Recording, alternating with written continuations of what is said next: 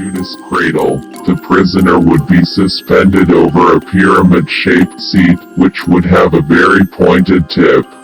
The downward pressure caused by the victim's body would tear the muscles at that area, essentially impaling the victim.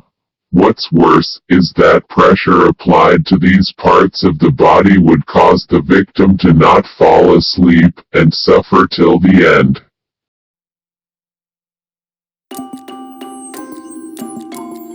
The Brazen Bull, invented in ancient Greece by Parallos.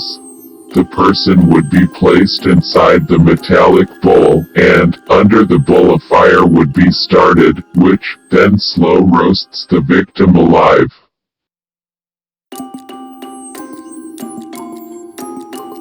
The rack, one of the most painful methods of torture.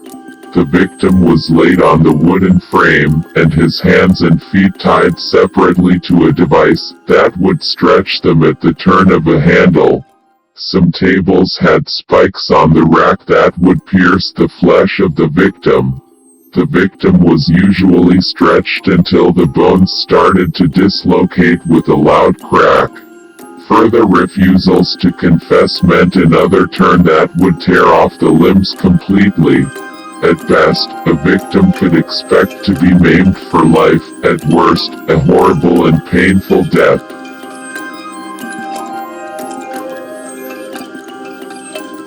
Chair, simply the chair, or the chair of Judas, but covered in spikes everywhere, the seat, backrest, armrests, leg rests and footrests. All in all, there could be as many as 1,500 spikes piercing a person's body at the same time. Just looking at it should cause a person to confess to any crime, however insane.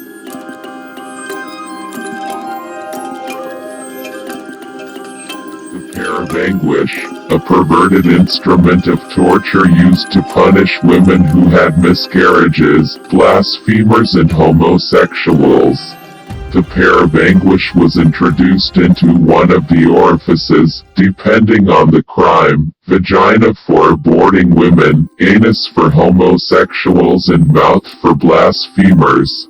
The torturer would then turn a screw that would extend the 4 leaves of the pear. As they spread out, the leaves would expand the orifice to the torturer's whim, or until the orifice gave way and mutilated the poor victim.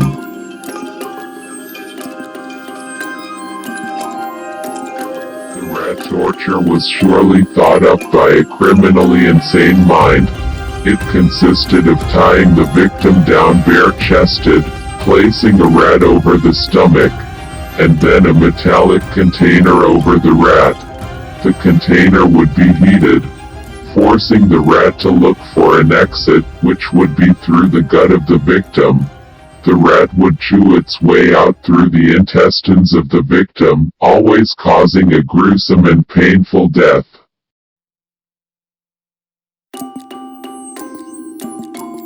The Ripper was just another method used for the torture of women, for having a will of their own, meaning adultery or abortion. The idea was to mutilate a woman's breasts, and cause as much pain as possible. The claws of this device were gripped onto the woman's breasts, red hot, and then pulled so as to tear the chest. The victim either died or was scarred for life. The head crusher was used to extract confessions slowly.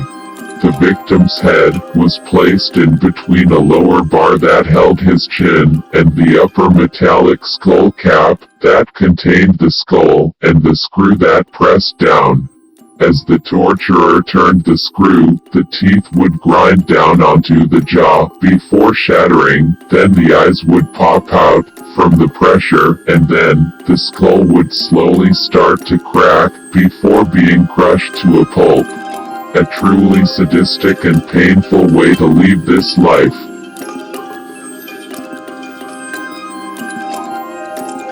For those accused of witchery, adultery, blasphemy, murder or theft, the saw was the answer. either as a means of confession or simply as the final punishment. The victim was hung upside down and naked, and then sawed through lengthwise, starting from the crotch up to the abdomen and then to the head. The meal was a painful one, due to its slow, grievous and methodical end.